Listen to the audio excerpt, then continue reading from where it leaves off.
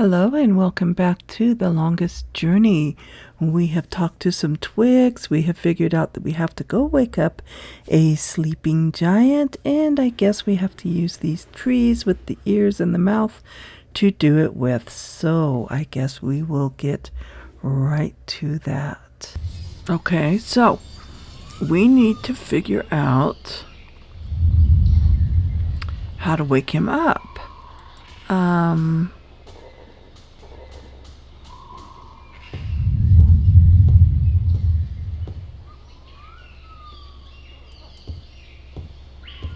It's a big wooden crossbow, I guess. I wonder who built it and what it's for.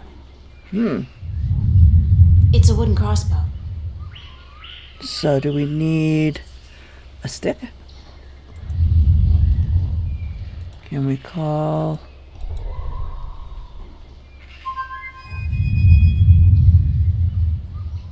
I guess he's not around. I should try again later. But wouldn't it be easy for him to fly over and wake the guy up, or at least see what his... It's a wooden crossbow. Okay.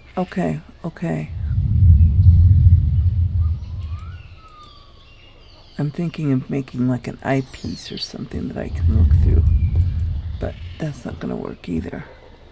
Nothing else we can do? Alright.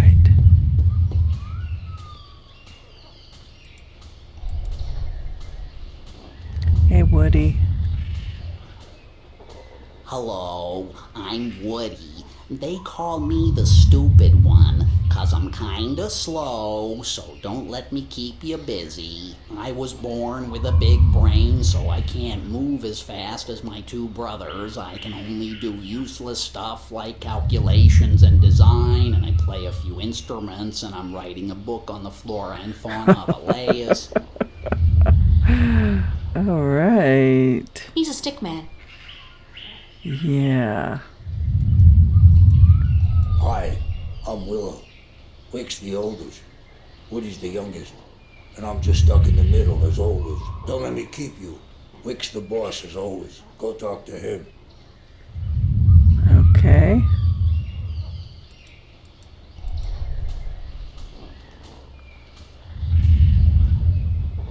Who built that big crossbow in the tree? I did. Well, I thought of it. And these two nincompoops gave a helping twig on the, manual side. So they built it, and you supervised. Yep. But it's not done. There are still a few pieces missing before we can blast off for Luna. To the moon? Did you say blast off for Luna? That's what I said, Luna. As in the moon? The same. You intend to go to the moon using that thing? Lunar cannon. And yes, that's the plan. You guys are loonies. If by loonies you mean visionaries, then yes, we are. Okay. How come you're not working on your lunar cannon now? Because of that infernal noise is why. So, if the noise stops, you'll go back to work on your cannon? That's the plan. I'll see you guys Okay, later we gotta then. get the noise to stop If you then. don't step on us first. So we gotta wake him up. I keep thinking that must be something, but it's not.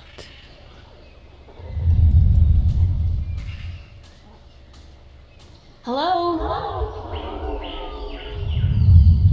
Doesn't seem like it's working. Okay. Can we call him from here?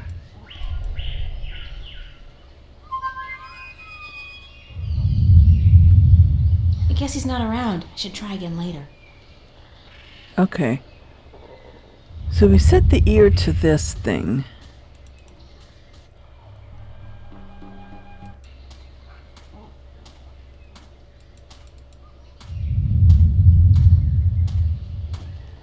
This is gonna talk.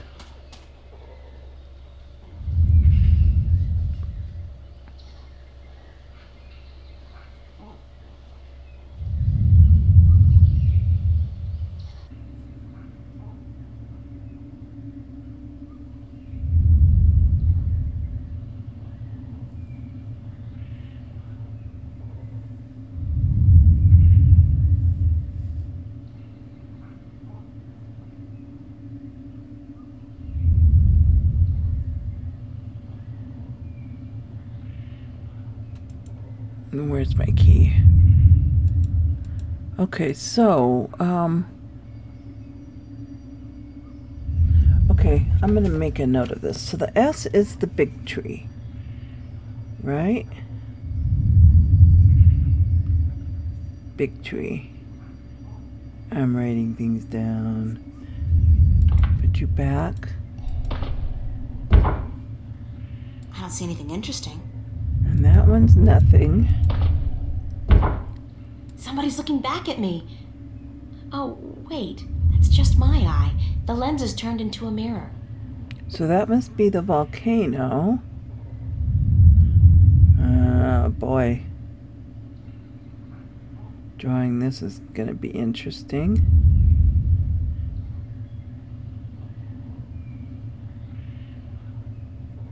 Okay. Volcano.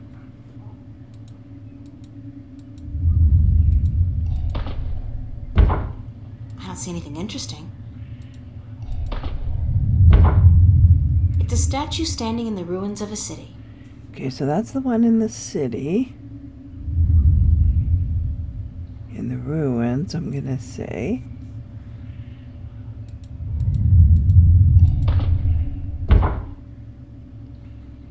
I can see a statue on a cliff overlooking the sea. And this is the one in the sea. Okay, we're going to make them all connect. I don't see anything interesting. I don't see anything interesting. I don't see anything interesting.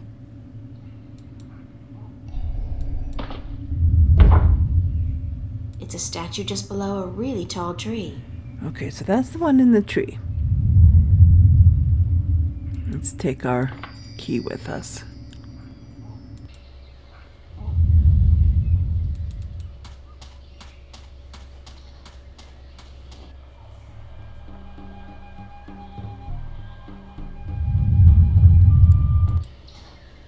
Okay. So the tree is going to listen to the volcano and send it to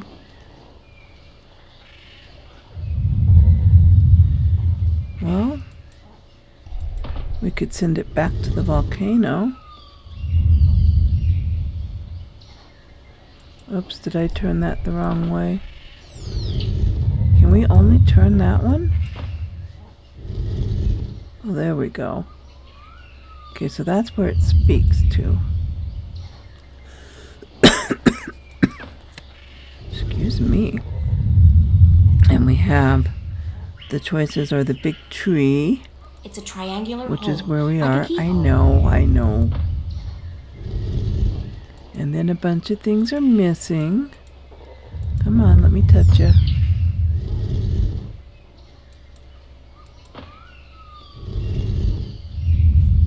Okay, this one coming up is the sea. Okay, let's turn this one. It's a triangular hole, like a keyhole. I don't need to keep knowing that. We had this set, but then I stupidly turned the wrong one.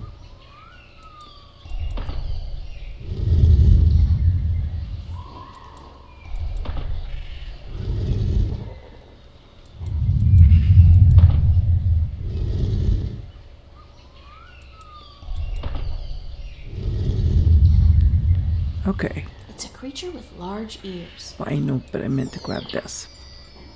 So, it is going from the volcano to the big tree, from the big tree to the sea. So let's go to the sea now.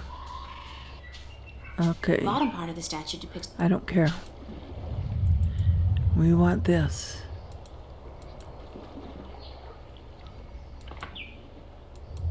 Okay, now we want this. Yeah, to be listening to the big tree. And we're going to send it to the ruins, which is the arrow-like thing.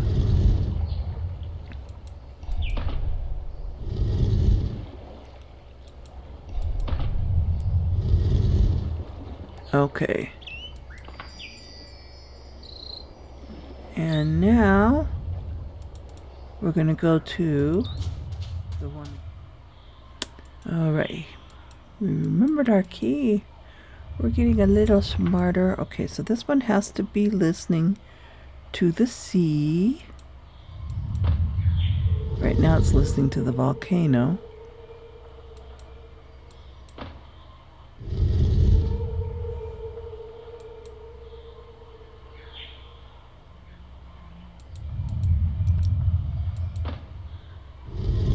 Hopefully I can get it listening to the sea.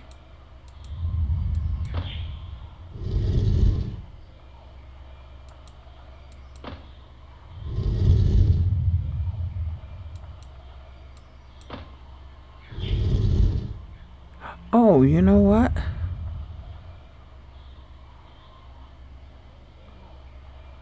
I probably did want it on the volcano because it's listening.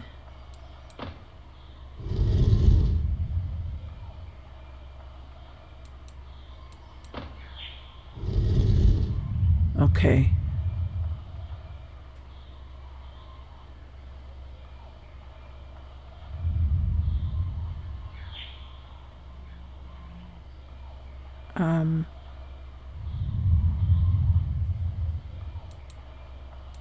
Is this the one I want to put on the sea?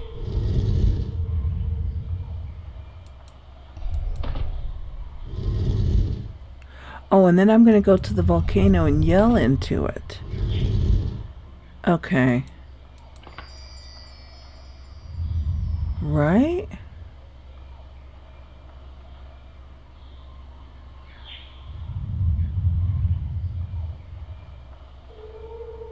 Yeah, because it's listening and I'm going to yell here. It's a creature with a big mouth.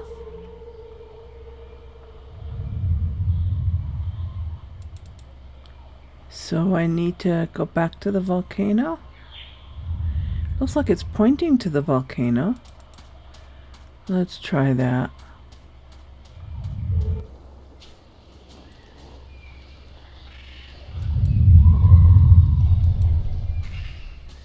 Hello?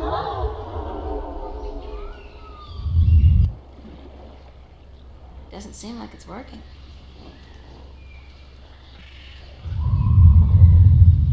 Is it not pointed at the right? This is the listening. So the big tree is listening and it's going to send it to the sea. And then from the sea, it's going to send it to... Maybe I didn't set the sea one right. Let's go see. It does have an S. Okay. This is probably where I goofed. Okay, we're going to listen from the tree. And we're going to send it to the ruins. Hopefully I have a symbol for the ruins. Which is the arrow.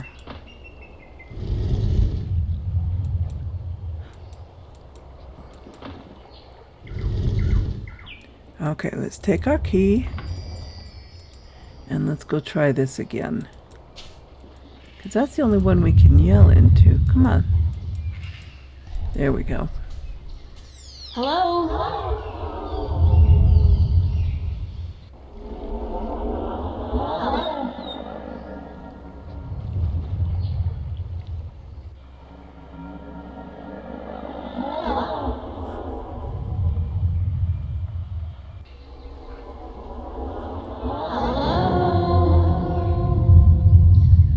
Did we do it?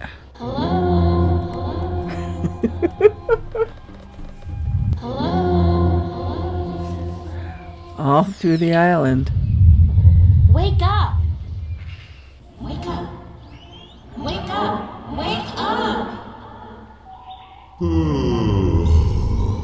Oh, we did it. We woke him up. Okay. Who'll be there? Is this how we're going to talk to him then? Hello? Quaman? It's your wake-up call, sir.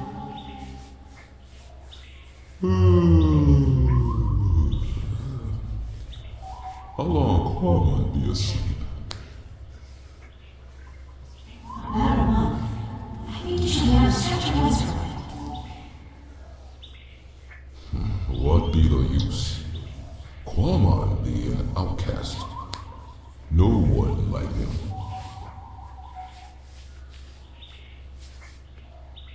Could you please stop snoring?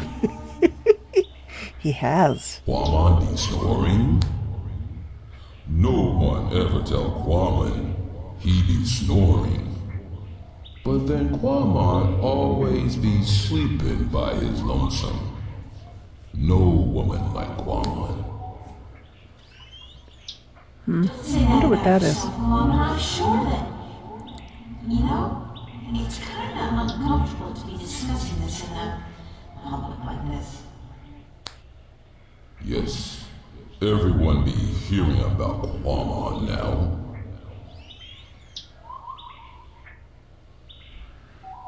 Do you want to talk about your problems?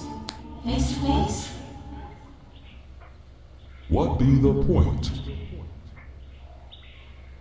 I'm a good listener, and I'd like to be your friend. That would be the point. Quamon not sure if he want friend now. Uh-oh. Where are you, Coleman? That be a secret. Quamon want to be left alone. Please let me be your friend. Why? Because I want to get out of this. I don't really know anybody on this island, and I need some help. Well, Quamon be wanting to help, but... Okay. Quamon be your friend and talk to you.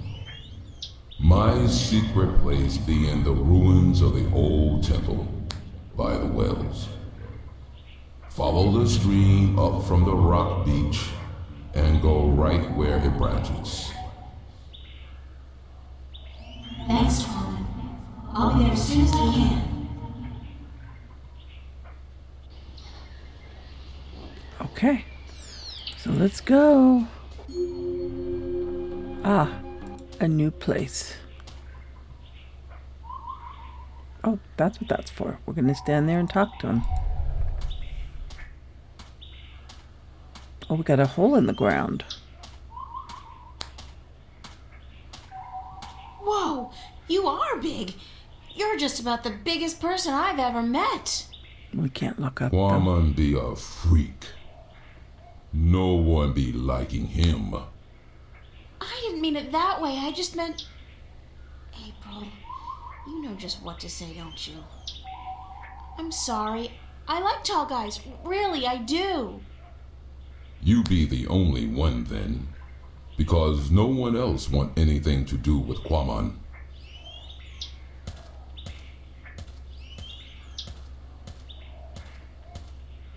Is he coming down here? Okay.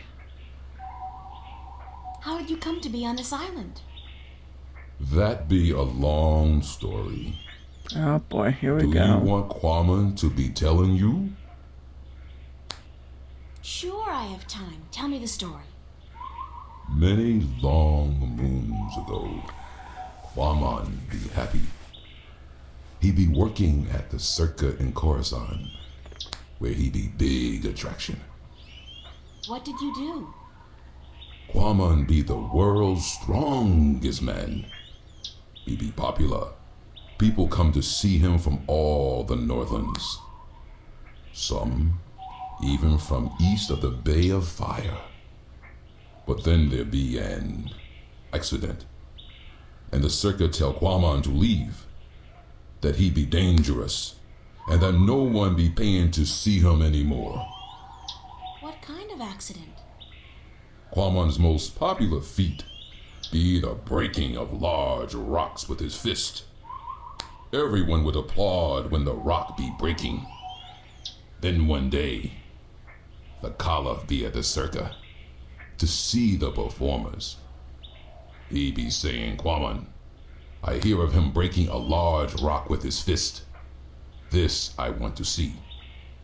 But my performance be over that day, and there be no rock to break. So the circa ringmaster Oberon, he be saying, let's get a rock in here, any big rock at all. So they bring in this rock that Kwaman never be crushing before.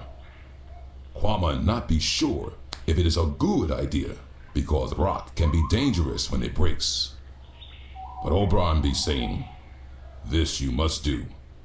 The Caliph wants to see we do not disappoint the Caliph of Coruscant, or we lose our heads. So Kwaman break the rock, and when it breaks, What happened? there be large pieces of rock flying everywhere, and one piece be hitting the Caliph and one his son. The Caliph be not seriously hurt, but his son be unconscious and bleeding from the head. They say to Kwaman, run, get away from the circa and Coruscant, or the Caliph will have his head. So Kwaman run, and he get passage on ship leaving that night. When the ship passed this island, Kwaman be jumping into sea and swimming ashore. And now he be here. What Okay. happened between you and the Orlawal? Oh, Kwaman be so clumsy, so dangerous. He should not be among people. He be only hurting them. Yeah, but I can use you to help one. Be kind, letting Kwaman live and fish in their village. But then Kwaman be stepping over young Olawal, almost breaking his shell. The Olawal tell Kwaman to leave village, to not come back because he may kill an Olawal. They tell him to go as far away as possible. Kwaman be sad because he liked the Olawal, and because Kwaman be having the best fishing place in all of Elias. He lose his friends and his food. What do you eat now? Kwaman fish in these wells here, but the fish that live down there be small and not very tasty. Would you like to move back to the Orlawal village? Oh yes, Kwaman be wishing that more than anything in the world. I saw an Orlawal down by the beach, just outside the village. It seemed to be in pain, but I didn't know what to do. Perhaps if you come along, you can help him out and get back in favor with the Orlawal people. Yes, perhaps Kwaman can help, even if the Olawal do not want him back. Good, Here it yay. is, the, Orlawal. Can you help it? Perhaps Kwaman can help. Poor Olawal. He'd be crying for help. Kwaman see what be wrong. The Olawal not shed its shell when time come, and now it be stuck in the shell. Why didn't Yep. the other Orlawal come to its assistance? Their claws be no good for this work. They be helpless. But Kwaman help. Kwaman be good with his hands. Kwaman be happy. Kwaman accept your graceful thanks, sir. Thank you. You be making Kwaman very happy. Kwaman accept your offer and be grateful to the Orlawal people. Thank you very much. What? What did he say? Why did you thank him? Olawal be inviting Kwaman to stay on the cliff above the village, where he can fish again.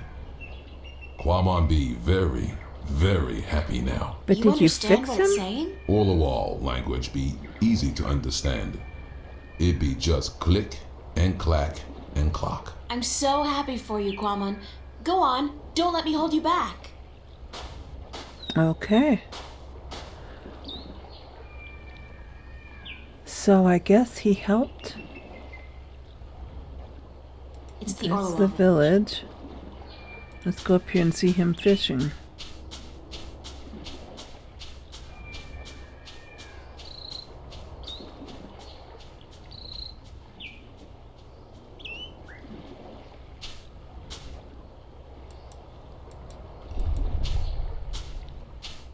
Hey, Quammen, how's the fish biting?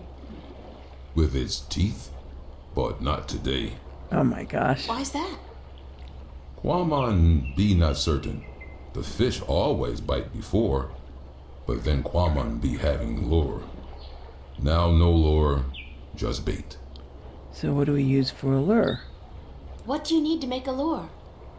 Quamon can make lure with just anything, as long as it be Remember colorful that feather and we not saw? get heavy in water. You're a real DIY guy, don't you know? Always be something wrong with Quamon. Oh, that's not wrong. That was actually a compliment. Oh, What did you need to make a lure again? Oh, something bright. anything, as long as it be colorful and not get heavy in water. Okay. Can I borrow your fishing rod?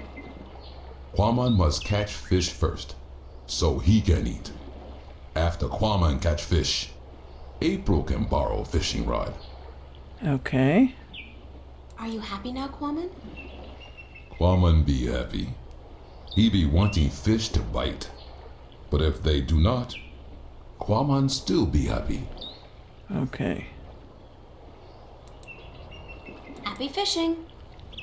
Thank We're you. gonna go get that feather. I don't know why we couldn't pick it up at the time. Would have been too easy, I guess. We can't go over here, can we? He didn't really help that guy. He just kind of sent him off on his way. But I guess in a way he did. Okay, back to the jungle. We gotta go to the big tree.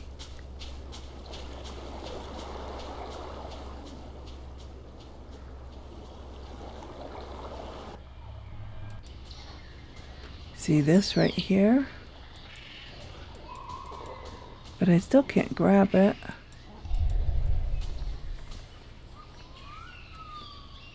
How come you're not working on your lunar cannon now? Because of that infernal noise is why. What infernal But Quammen has noise? moved back to the Orlowell village. He's not going to disturb you again. Trust me. Really? How the heck did that happen? Nah, I don't care. The important thing is we can work again. Thanks, lady. Okay, go to work. We have all kinds of colorful things around here. Hopefully we'll be able to grab. Could you guys move any slower? Of course you are sticks, and sticks shouldn't be moving at all, but this is a magical world.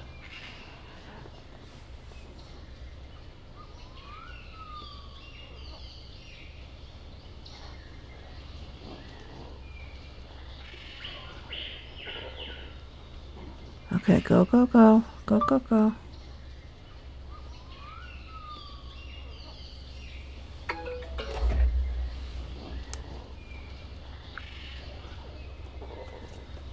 Okay. Now let's see what we can do. That's looking at me. Well, let's go on up there and see what they're doing.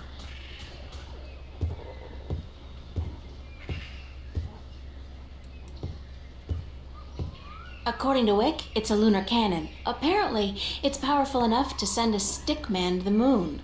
Oh, sure, in a Jules Verne novel, perhaps. I'd be happy to talk to you later, but I got some fine-tuning to do before I'm done. Okay. How's it going? Almost there. Oh, one tiny little problem, though. Now I have And to that get them is? something. We don't have a bowstring for our,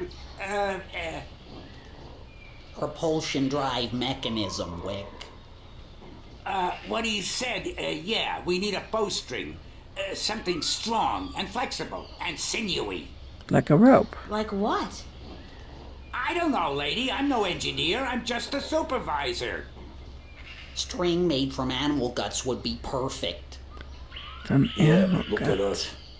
Do we look like the kind of stickmen who'd make good hunters? Do you see me going after a gate beast carrying what? A comb? A dry leaf sharpened to a razor edge? Okay. So, can't talk to him. I guess I have to go find them. I don't see anything around here that we can use. It's a colorful candy wrapper. I wonder if we could use that.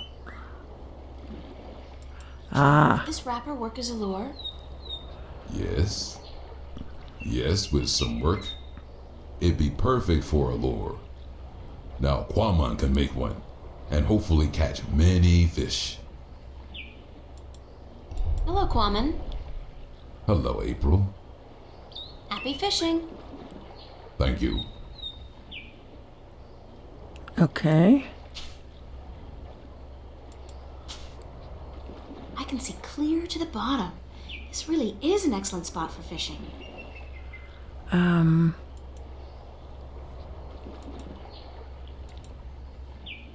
Okay. Now what? I was hoping he'd catch me a fish Quamon is fishing. or something. Hello, Quamon. Hello, April. Happy fishing. All right. Thank you.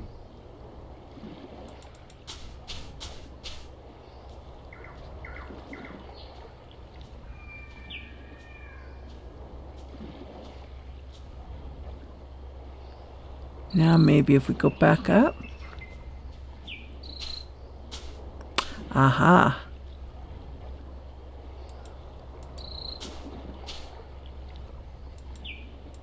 There we go. Did my lure work okay? It'd be working very good. Quamon catch a large, tasty fish very quickly. April be wanting a taste? No. No offense. I'm just not too fond of seafood. This not be seafood. It be human food.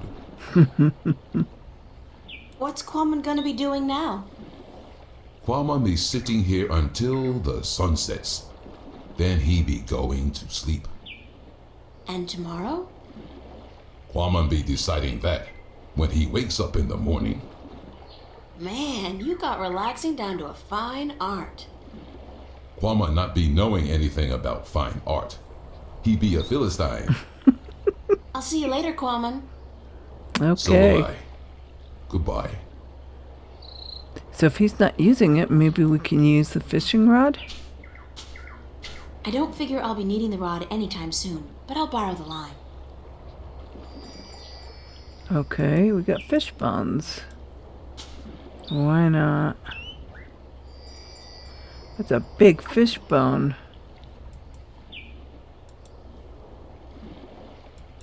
Okay, do we want to combine that with that? No. It's a long, strong, and flexible fishing line. I borrowed it from Quamon's fishing rod. Combine that with that.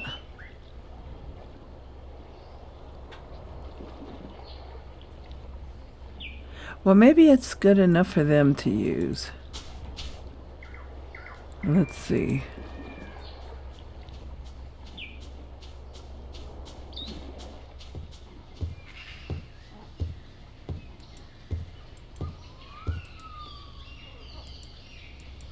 Okay, we've got fishing line. Can you use this as bowstring for your, lunar cannon? Let me see that. Oh yeah, that gonna work good. Okay.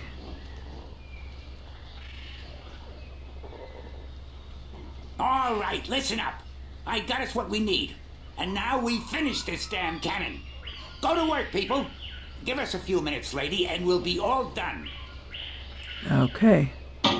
Time passes.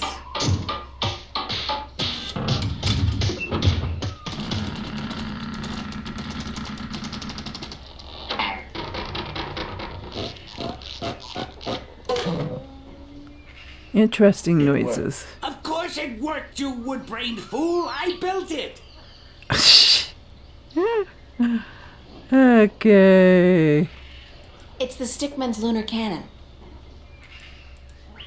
Are you done? Yes, ma'am. The lunar cannon is now ready to be tested. Well, Well, what? are you gonna do it? Do what? Test the cannon. Me? And get myself killed? I think not. But go ahead, be my guest. I don't think Alright. I'll fit in there. That ain't my problem. It's Let's the Stickman's lunar cannon. use this. No.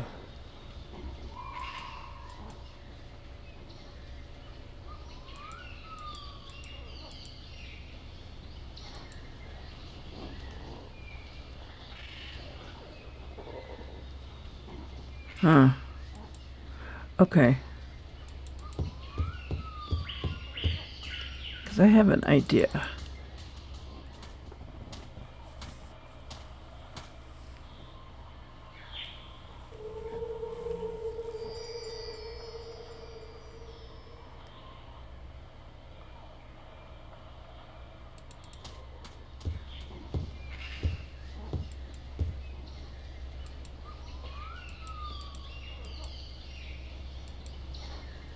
Okay, now we've got like an, you know what I mean, I'll that we just can place the send hook out. along the bowstring, like so, and let the rope trail behind it. Yeah. Okay, we're ready to fire. Then we can climb to the moon, right? Can I test the cannon? Be my guest. Okay, we're ready to fire. What do we use? Oh, the lever.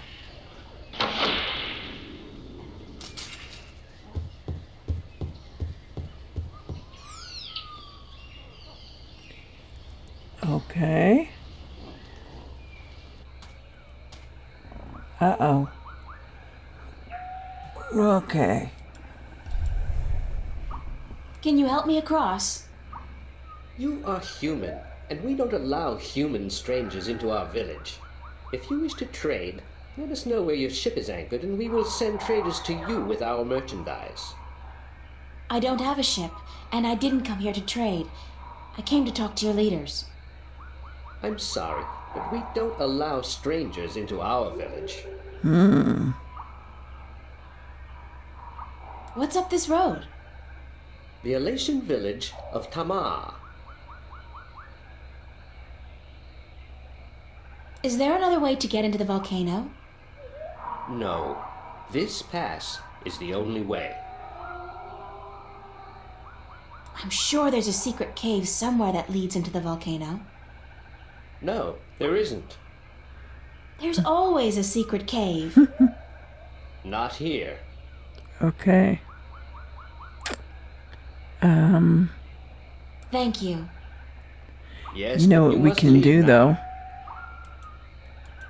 We don't have to because we have got this one. And we're going to fly over to him. No?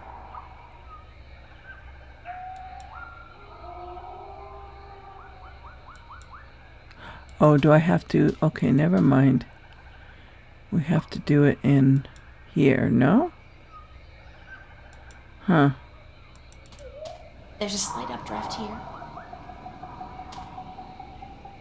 The wind is Okay. channeled through that chasm down there and blown out and up here.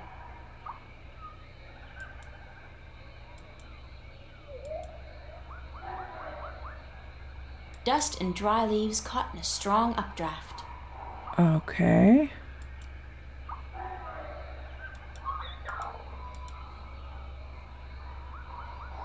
Now we can. Okay. We just had to see that there was an updraft, I guess. Oh, God, I think I'm gonna throw up. That was so not appetizing. Weirdest thing, though. I do feel lighter. Like I lost 90 pounds. I can't even imagine what people would pay for this stuff back home. Whoa, I'm fly! Not. I guess I still weigh too much to be carried on that slight updraft. So do we have to use the wind on it?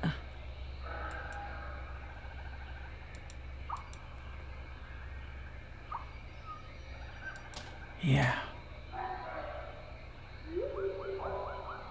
That's the last of it, unfortunately. Ah!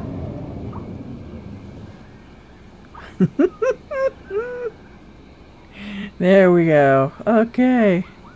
We did it. You flew across the chasm. You don't have wings, but still, you fly like the elation. Well, if you guys fly like that, then there's Believe something me, I'm wrong. as shocked as you are. Are you the Windbringer? Of course. What's the Windbringer? It's a prophecy amongst my people. Of course, there's no escaping the prophecies. It's said that someone not of the elation shall come among us to float on the wind like an elation, to learn our stories, to bring the wind back to us, and to bring us into a new and happier age. Is that all? You know, I'm starting to forget how simple my life used to be. Family, friends, grades, boys, no prophecies, nobody looking to me for salvation. I don't understand, Windbringer. You should speak with our teller up in the city. She'll be wanting to see you, I'm sure. We've waited for the Windbringer for a very long time. The teller? Thanks. No, Windbringer, thank you. Okay. So we're done talking to him? Thanks for your help. You should Yep. go see the teller. She'll want to speak with you. Okay, let's go see the teller. Oh. Hello. Good day, stranger. What would you hear among the elation? I need to speak with the teller. The teller? Go down into the city and you will see the castle. The teller, she keeps to the tower. She's old and her eyes don't take well to the sun. Okay. That's to the castle.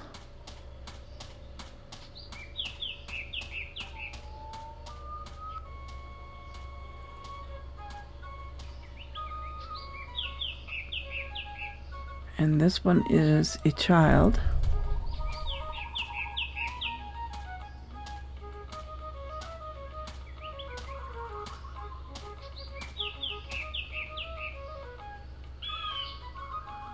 Hi there. What you doing? Playing? Yeah, what are you playing? Nothing. My daddy's in the castle watch. He's allowed to sharpen his claws. Really? My daddy owns a farm. Yeah? Do you have animals there? Sure. He has some cows and some horses and... What's cows and horses? Oh boy. Well, cows are big, brown, fat animals with 4 legs and white spots. And they go moo a lot. And horses? Horses are fun to be around. They run really fast and they can jump over tall fences and they look beautiful and graceful. But the best thing about horses is that you can ride them. I can run fast too. But I can't fly yet. My wings aren't fully formed. But when I grow up, I'll fly far away and see everything. I'll go see our horses. That would be nice. My name's April. What's yours? Saina, will you be my friend, April?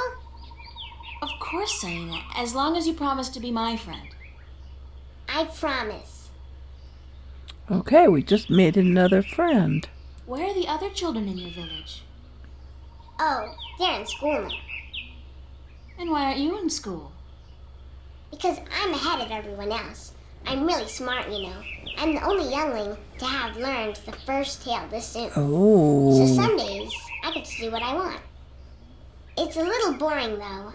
I wish I was in school. At least there I could sing and play and jump around with all the other children. Why don't you go to school anyway? Because they say I would just distract the other children who are still learning their first tales.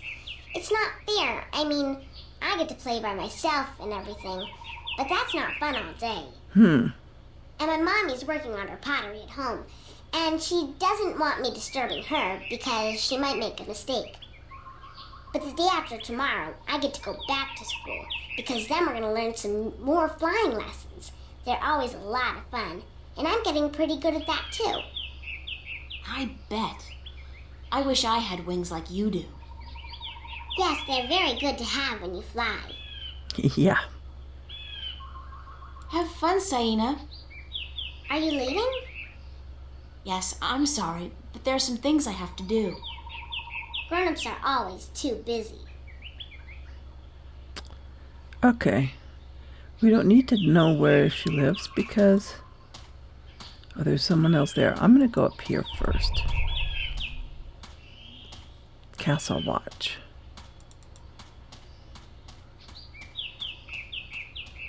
That must be Mama working on her pottery. Halt! Who And would this is visit the teller? Daddy. My name's April. And what would you with the teller, human? I'm not sure, but I need to speak with somebody in charge. The teller is our teacher and our mother, but she will not speak with foreigners who walk into our city. And how, pray tell, did you get here? The road is closed and guarded. It's got to be my female charm. It will not work on me, human. Please, leave our village and return to your ship. Come on. Halt! Who would visit the teller? I'm the Windbringer. The Windbringer? You are not the Windbringer. Are you? How course else I would I have been am. able to get up here? I am the Windbringer. If so, you must prove that you are of the elation. There are 4 tales from the 4 corners of the world that you must know by heart. They are the tale of winds, the tale of stars, the tale of sea, and the tale of homecoming. I will ask you my one goodness. question from each tale, and you must answer each correctly, or you cannot be the Windbringer. Are you ready? Now I need to go find the... No, give me some time to prepare. Then return when you are ready, and I will test your knowledge of the 4 tales. Okay, so you know the first tale.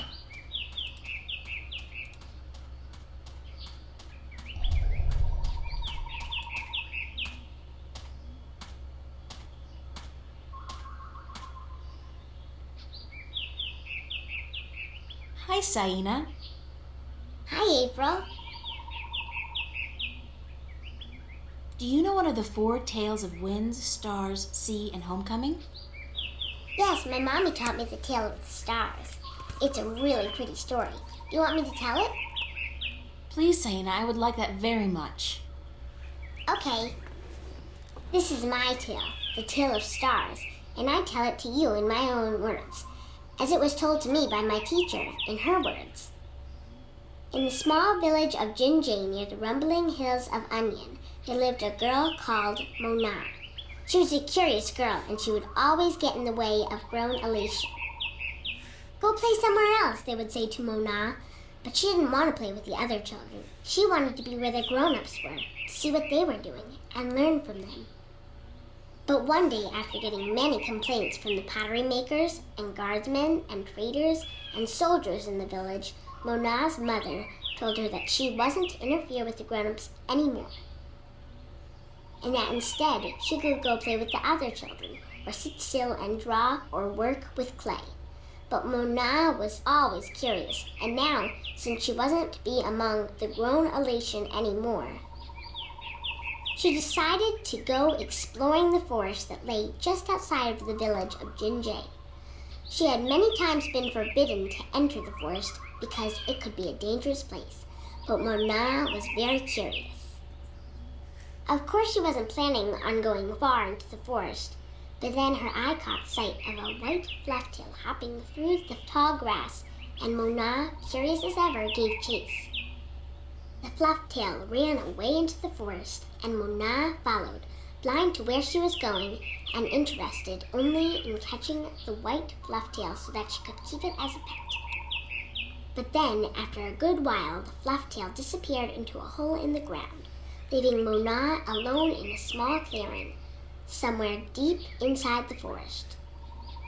She was exhausted after running after the flufftail for so long, and as she looked around the clearing at the unfamiliar trees and flowers, she realized that she hadn't been paying attention to where she was going. Not for the first time, her curiosity had gotten the better of her, but this time it was serious. Mona was too young to fly, and she had very little sense of direction, and chasing the white fluff tail had made her dizzy and tired. It was getting darker, and Mona was all alone in the deep, dangerous forest, too sleepy and too scared to be able to go anywhere.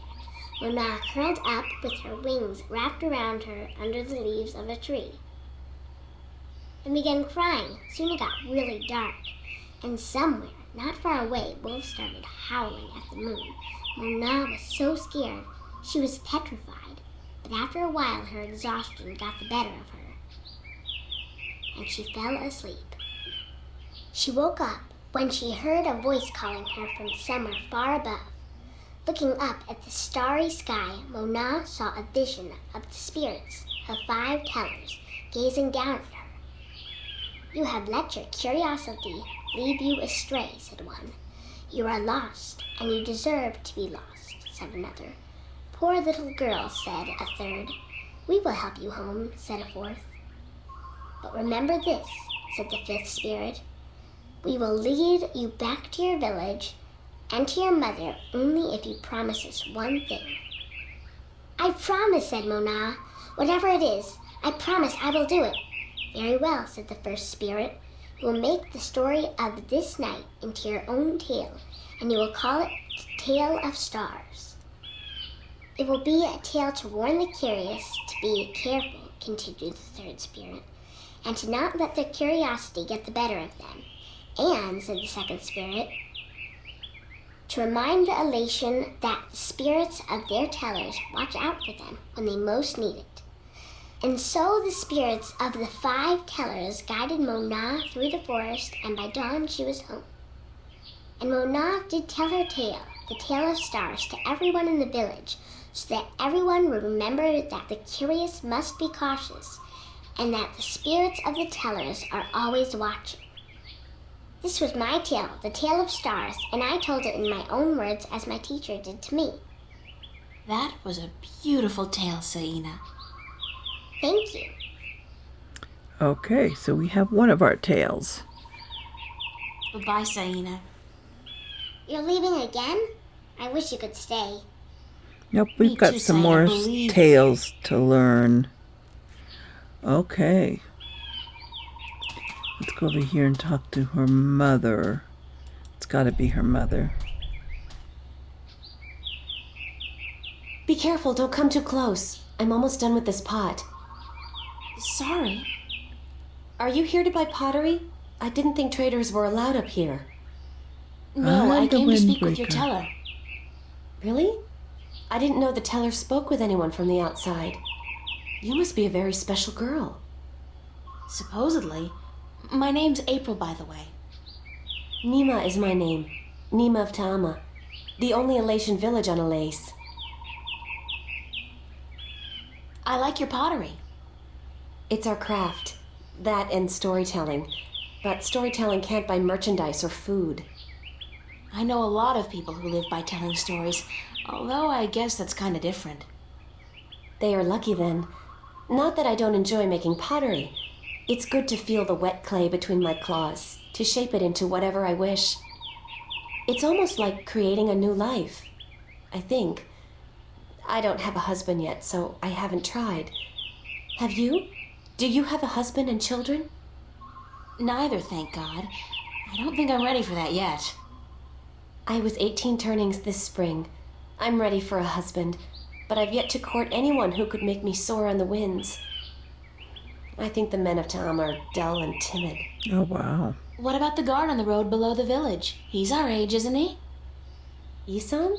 He's quite pretty, and his wings are big, but I don't think he likes me. He never looks at me or talks to me. That doesn't mean anything. He could just be shy. Maybe you could talk to him, find out who he likes, but don't say I sent you. Oh my gosh, now we got to be Sure, matchmaker I can too. bet. Thank you, April. Okay, do you know any one of the tales? 4 tales of winds, stars, sea, and homecoming? I had to learn the tale of homecoming. It took a long time, but I think I got it now. I'm better with pottery than I am with the tales, unfortunately. Do you want to hear it? Of course I do. Very well.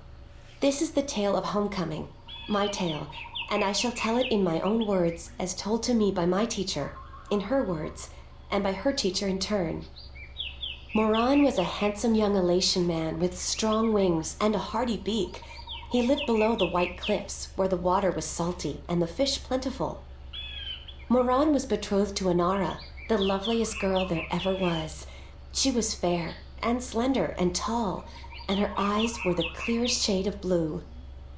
But Moran was hesitant to enter into union with Anara, to become her husband and to give her children.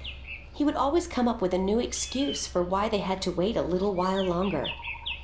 Now, Anara was skilled at pottery, but even more so with stories, and the teller of the village had many times asked Anara to be her apprentice, to learn all the tales, so that someday she could take over as the teller. But Anara refused, knowing that if she did accept the teller's offer, she would never be able to marry Moran, because a teller cannot have a husband nor children of her own. Her refusal to become the teller's apprentice was unheard of, because who could refuse such an honor? But to Anara, love was more important. Her love for Moran was beyond honor, beyond reason. But despite Anara's love, Moran was still hesitant. And then one day he told Anara, "I am traveling on a pilgrimage to the far shores. I will be gone for some time, and while I am traveling, and in accordance with our traditions, I will be freed from our betrothal. Not until I come back will the bond between us be renewed." It was not unusual for a young Elation man at that time to go on a pilgrimage, and the bond between the betrothed would often be cut while he was away, to be formed again upon his return. But Anara was heartbroken, because she had thought that Moran would soon want to marry her. When Moran saw her tears, he said to her, "Do not weep. When I come back, I promise I will marry you. Just wait for me, and stay with your pots, to make the time pass quickly." And then Moran left on his pilgrimage to the far shores. Many years went by, and Moran had exciting adventures on the far shores. But by and by, he began to long for home, and for Anara, and now he had finally realized that he loved her, and that he wanted to marry her. But when he returned, he could not find Anara amongst the pot makers. He went to visit her family, and they told him that, after waiting for many years, Anara accepted the teller's offer of apprenticeship. And that when the teller left on the last wind during the previous winter, Anara herself became the new teller. Angry, Moran made his way to the teller's nest, and when he saw Anara, he said to her, "You promised me you would wait." But Anara did not say a single word in answer. She just turned around and lifted something wrapped in leaves from the cot behind her and gave it to Moran. Moran unwrapped the package, and inside he found an old pot, cracked and broken in two. "What is this pot?" he asked. "And why did you not wait for me like I asked you to?" And finally Anara spoke, and she said to Moran, "I made this pot for you, my dear Moran, when you left, because I wanted it to be my marriage gift to you. But when many, many years passed, I finally realized that you did not love me the way I loved you, and to live hoping otherwise would be death."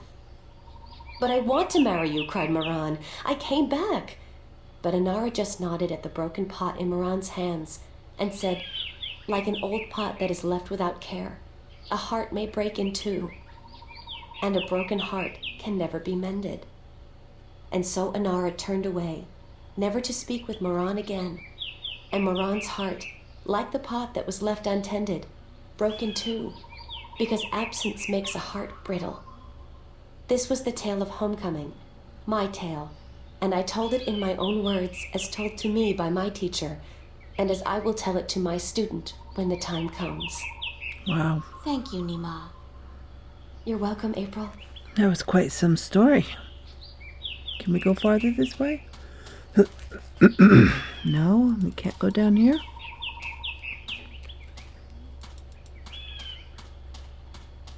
No? Okay, let's go back this way. Because we have to have 4 people to talk to, right? Oh yeah, we'll have 4 people. Well, let's go down here first because she walks so slow. Come on, April, move. There we go. And he'll have a tale for us. Do you know one of the 4 tales of Winds, Stars, Sea, and Homecoming?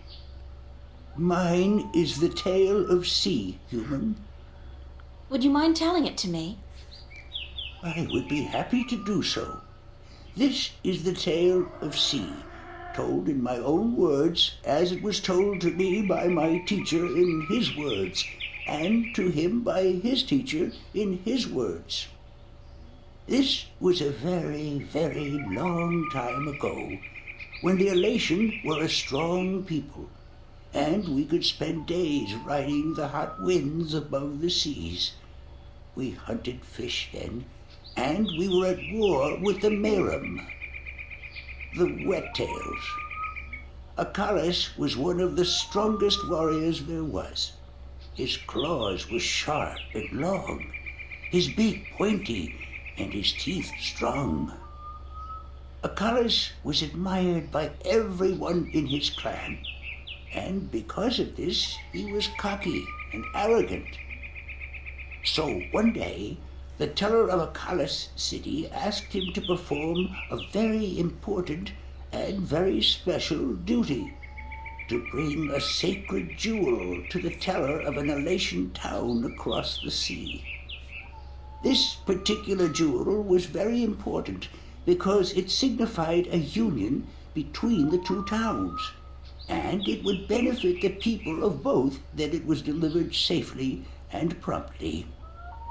Acalis grinned and told the teller that he would deliver the jewel both quickly and safely, and that she was not to worry. But the teller did worry, because Acalis was young and too sure of himself.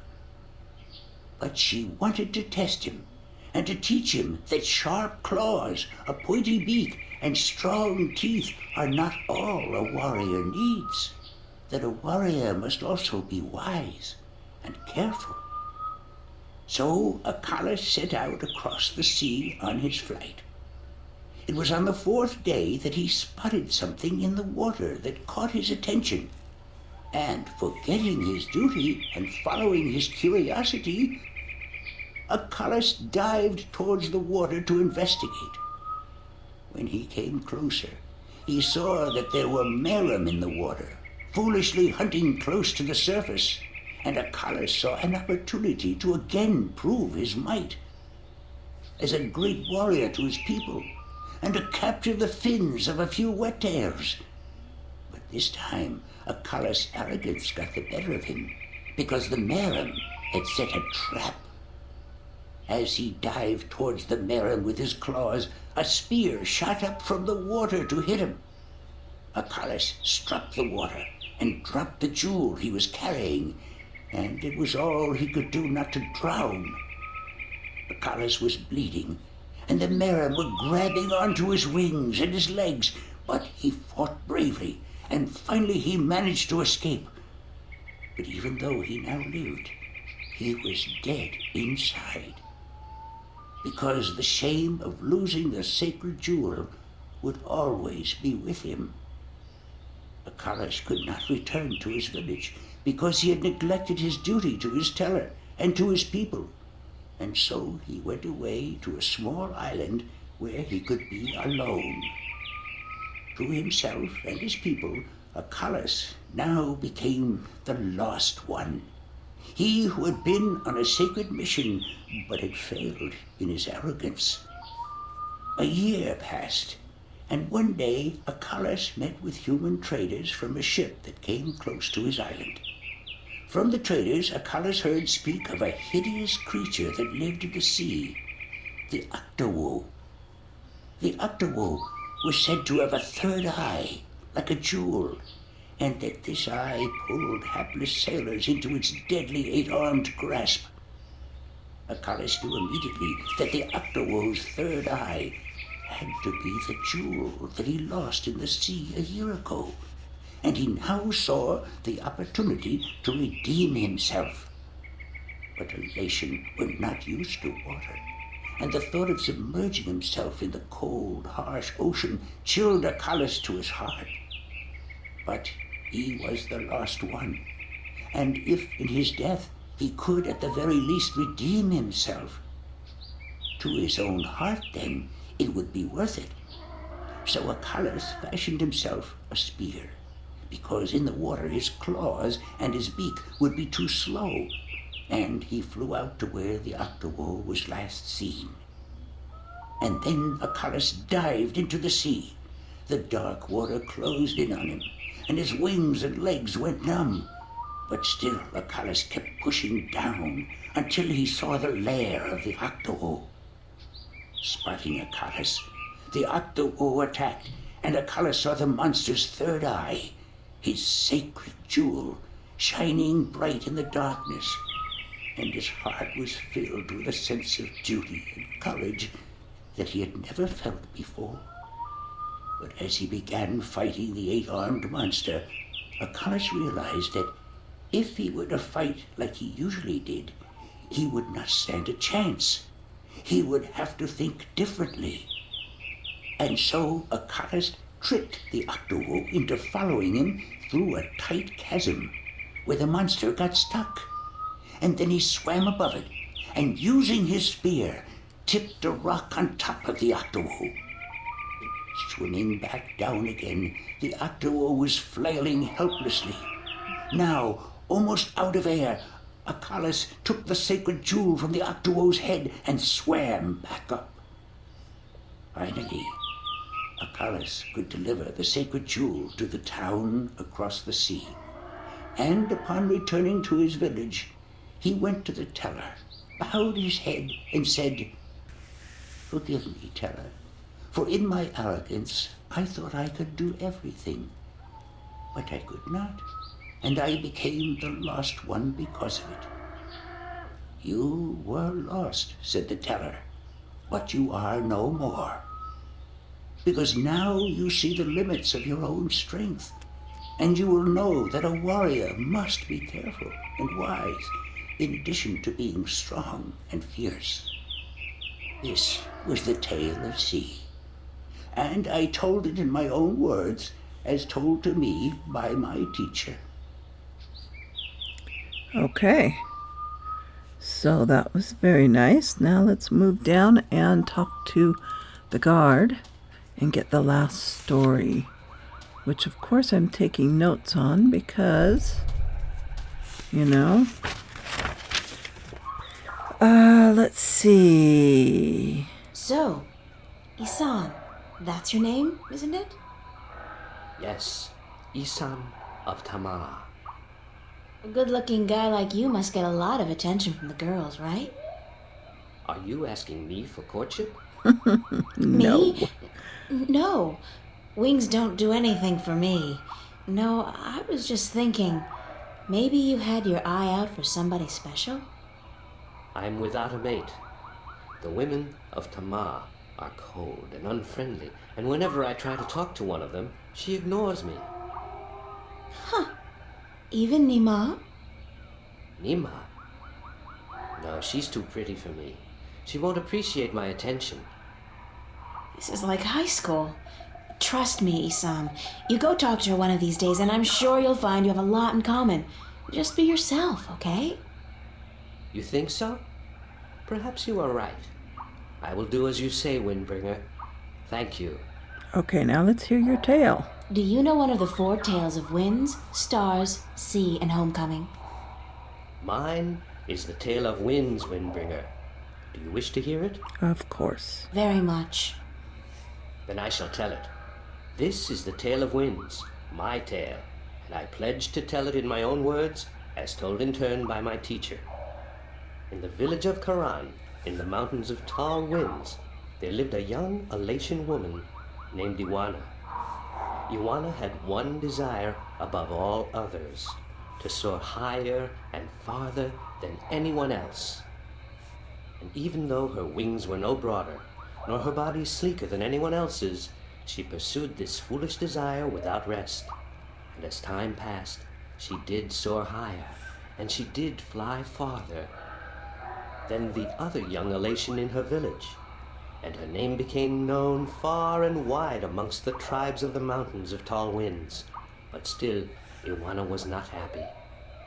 She was not happy because, in her vanity, even though she was a better flyer than almost everyone else, and to her eyes, she was still not good enough.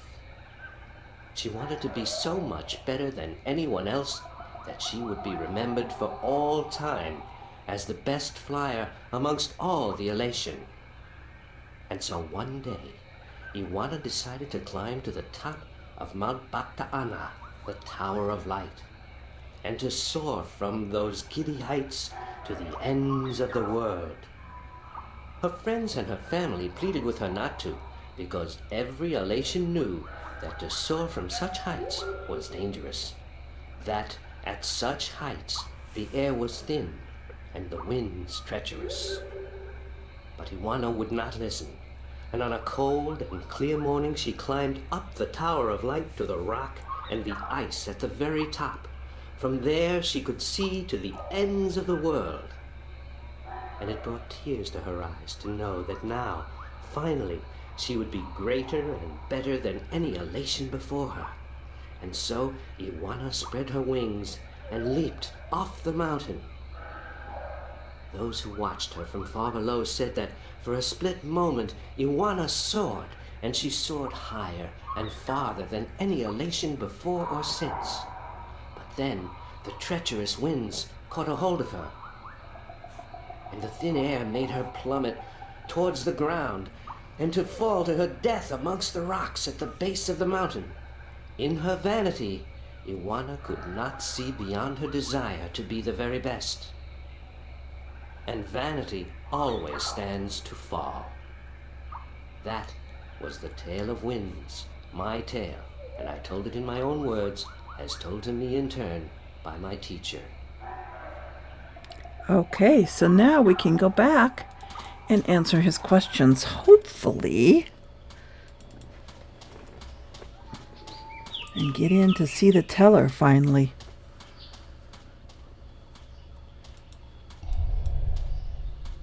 Yeah, you walk too slow there, April. Halt! Who would visit the teller? Are you ready for the questions now? Of course I am. Yes, ask me the questions. In the Tale of Winds, which mountain did Iwana fall from in her vain attempt to fly higher and further than anyone else? This one. Mount Bakta'ana, the Tower of Light. That is correct. In the Tale of Stars, what did Mona see in the sky that helped her find her way home? The spirits of the five towers. That is correct. In the Tale of Sea, what creature did the Lost One battle in his quest to recover the sacred jewel? The Octawao. The Octawo? That is correct. My final question to you is this. In the Tale of Homecoming, what was given to Moran by his teller when he returned from his pilgrimage?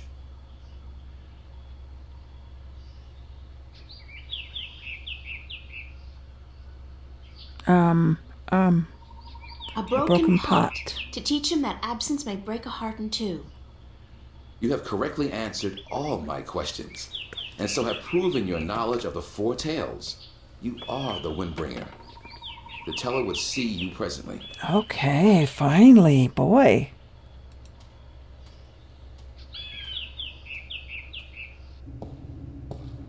There is the teller. Come closer, human. Closer. I cannot see your face. Wow, how much closer do I need to get? Closer still. Come sit here by me.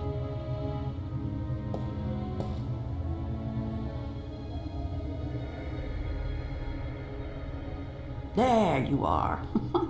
You see, my eyes are not what they used to be. Ages ago, I could spot a ladybug crawling up a straw of grass from 15 tree lengths up. Now, I have a hard time seeing my supper. But my ears, balance be praised, my ears, they are as good as ever. I could hear you outside, learning the tales my children tell. You are a good listener and a fast learner. They were interesting stories, and your people told them well. That is what we do. The elation are the keepers of the tales, and I am their teller, the one who must know all the tales told since the day we came to this world. How can you do that? How can you remember every story ever told? The secret is to tell them often and to tell them in your own words, not the words of your ancestors. Doesn't that mean that the stories change with every generation? Yes, as all tales must. Change is important. Otherwise the tales will have no meaning to us. They will just be words, and we do not care about the words. We care about what the words tell us. How long have your people been telling stories? Since the beginning, human. Since we came to this world a long, long time ago. You're not from Earth? From Arcadia? Not according to our tales. We came on a great wind before the divide, when the earth was one and humans had yet to learn of magic and science. But we were a different people then, and the tales we tell from that time are vague and incomplete. Like myths and legends, the younger elation pay little attention to these tales. Sometimes I worry they will be lost with me, these tales, and I am getting old, very old. I came to you to find answers to some important questions. Ask, and I will try my best to answer. Have you heard of an ancient god or dragon that lives beneath the sea? Once, long ago, when my people lived in harmony with the Merim, there were stories of an old god worshipped by the Merim who resided deep in the darkest depths of the ocean. According to legend, the old god had once brought the Merim into their realm, into the ocean, and he was now sleeping, resting before the journey back. Back where? To a great ocean amongst the stars. When the time came, he would gather the Merim and bring them home with him, back to their world, to their ocean. Strangely enough, we have a similar tale. It is said that the great wind that brought us here will someday return to bring us back to a place where we can soar forever on warm winds. Like heaven.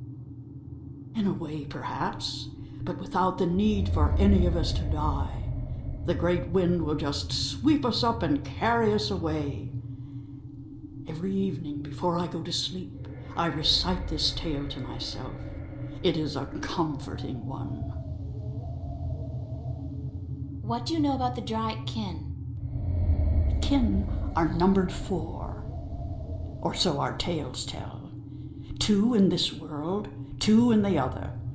The mirror world, the white and the blue, the red and the green. Do you know where they are? No, the tales never say. The kin are elusive. They keep to themselves. I have never seen one myself, and I doubt any of my kind has. The tales do say that our past and our future are tied to the fate of the kin, but how I would not pretend to know. This is one tale that is yet to be told. Do you know anything about the Guardian's realm? This is human business. Would you not know more than I? Your people are the keepers of the tales. You remember more than humankind has forgotten. Please, I need to hear what you know. That is very little. The Guardian's realm is home to the Guardian in his tower. No one is permitted within except the Guardian who was, the Guardian who is, and the Guardian who will be. And of course the Dryad kin, who were instrumental in its making. Have you ever heard of the existence of a hidden entrance to his realm? Oh, yes. Yes, I have heard tell of such a thing, though I would not know where it is. I gathered that one of the kin may be able to tell you. Thank you. I don't have any more questions. I am glad I could help you with some answers. I'm the Windbringer. I know you are. It's strange to me to hear those words spoken. I did not think they would be in my lifetime. But here you are, standing in front of me as real as the sky is blue. I'm sorry I have to ask, but what is it that the Windbringer is supposed to do for you? I did not expect you to walk in here and have all the answers, child. The balance has both blessed you and cursed you, and it has sent you here to do what it wills. The Windbringer is said to be the first sign of the great wind that will take us away from here. For a long time, the Elation have lost the strength they used to have.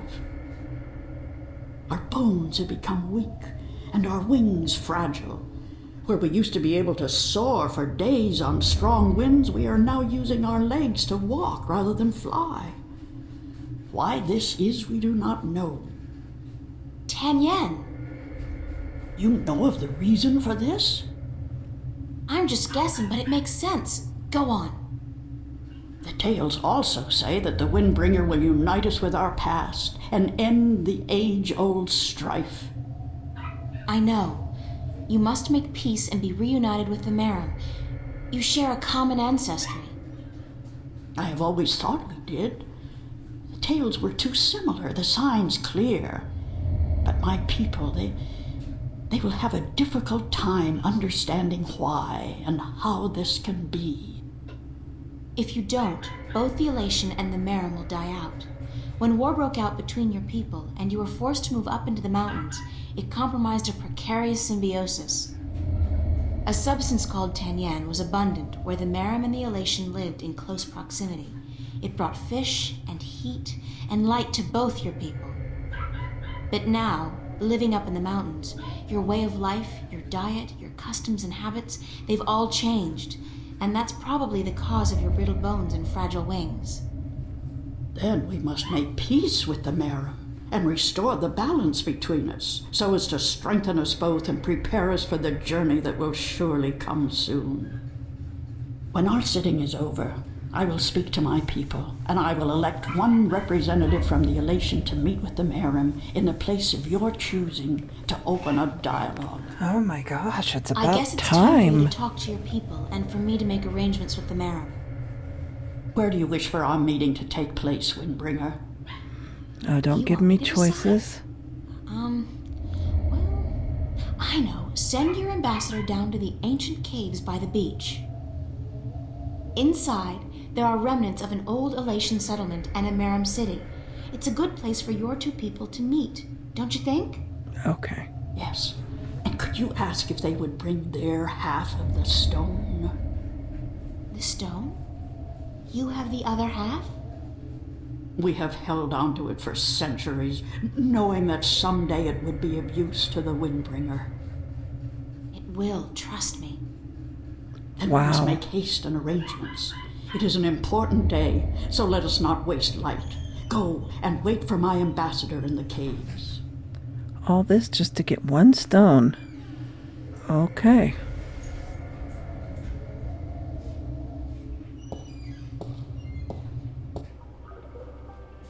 It's amazing. This place is so beautiful. And the scent of sea and rock and nest. This scent is of home. This was home a long, long time ago, according to the tales. We lived in peace with the with the Merim back then. Now you'll be able to live in peace again. And with the Tanyan bringing fish to your doorstep, you'll be able to eat well and restore strength to your bones. Soon you might even be able to soar on the winds for days like you used to do. I hope you are right, Windbringer. And I hope that the Merim will see the sense in it too. They are coming, are they not? They said they would. Hush, I hear something.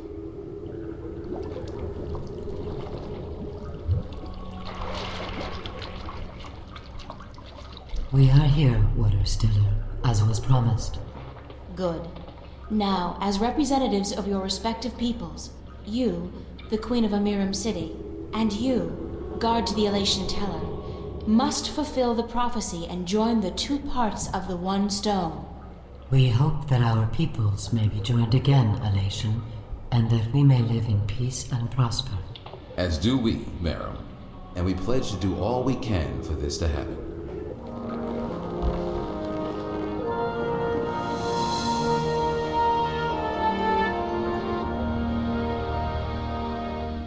The stone is now whole, Windbringer, and the Elation and the Mirum will once again be as one. You may take it with you. Thank you. Phew, finally. The both of you. Come now, April, and we will take you to our sleeping god. May his wisdom guide you and lead you down the right path.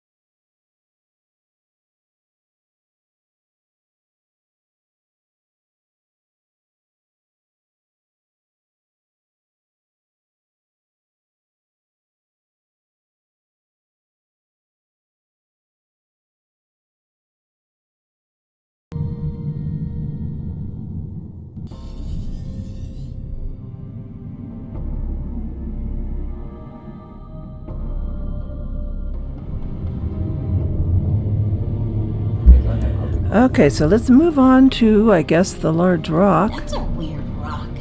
It just doesn't look...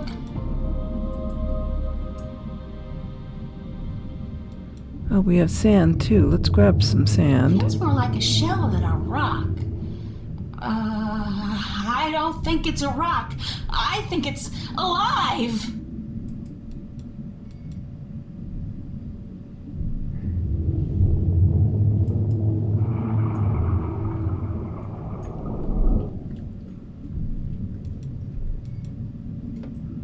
It's soft and spongy.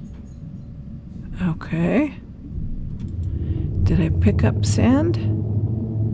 No, I have the elation stone. It's soft and spongy. It's a large shell. I wonder how deep it goes and what it contains.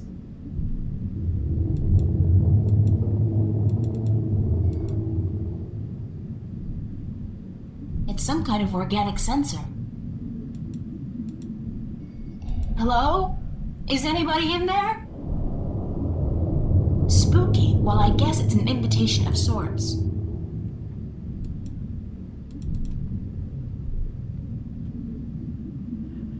Okay, through here, and hopefully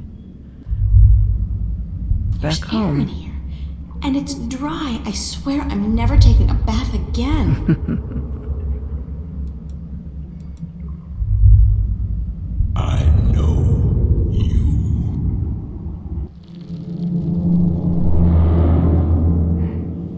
Do not be afraid. I know what you are. You do? Yes. Yes. What would you hear? I do not like to be disturbed. I wish to be left alone. I wish to rest until the day of ascension.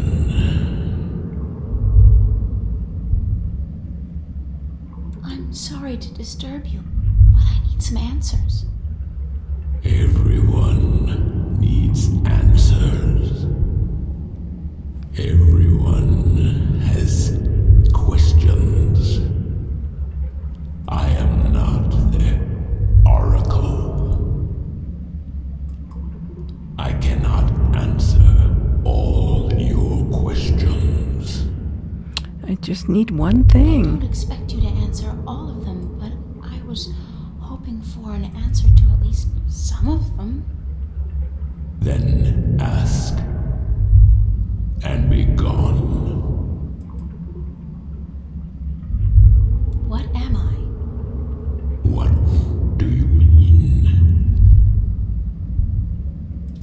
You said you know what I am.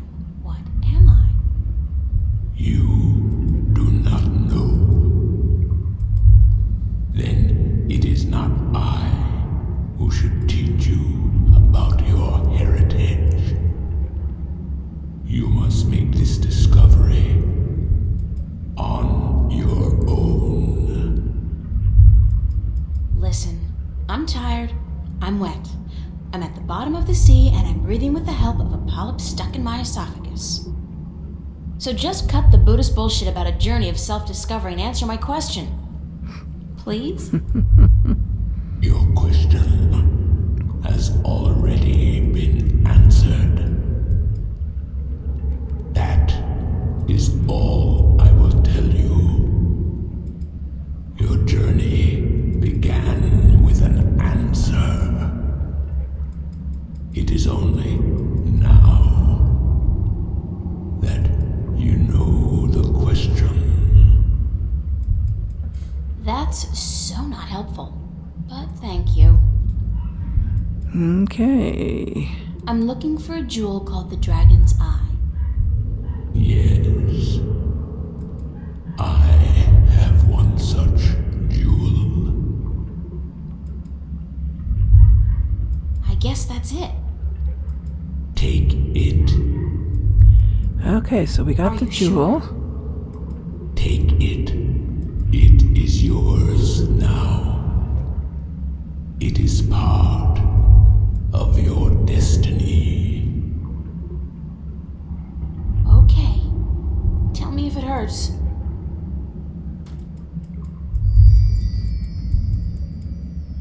What is the Day of Ascension? The day when the kin return home. When my siblings come to me, and we rise toward the stars for our journey back to our cradle. This is the Day of Ascension. So you're going back to wherever it is you came from? We will, eventually, when everything is ready.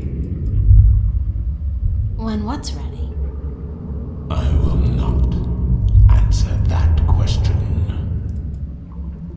It is not necessary for you to know.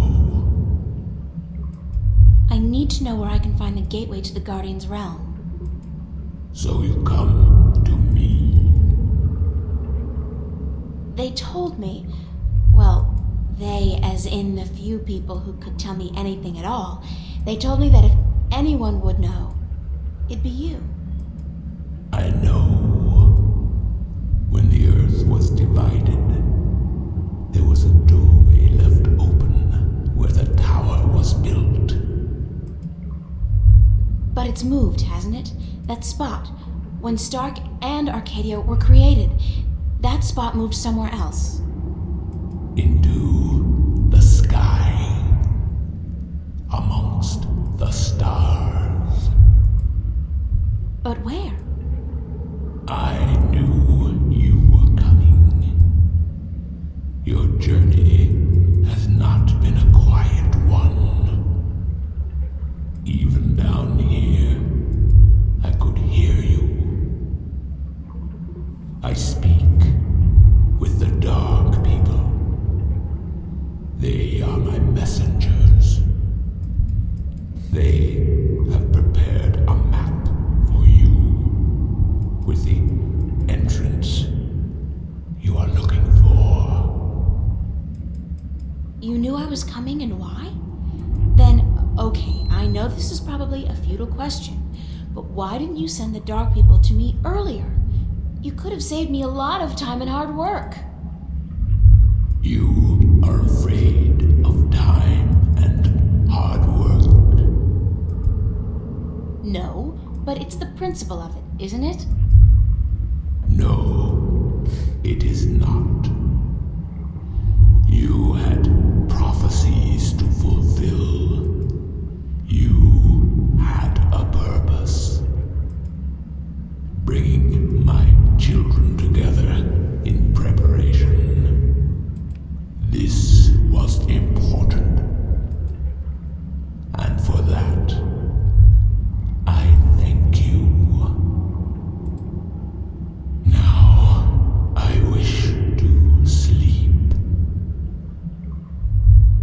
it something about a map? The dark people have it. They will meet you. I will bring you to them. What, now? Yes. Hold on. Okay, now we go off to meet the dark people. I think that was a dragon we were talking to.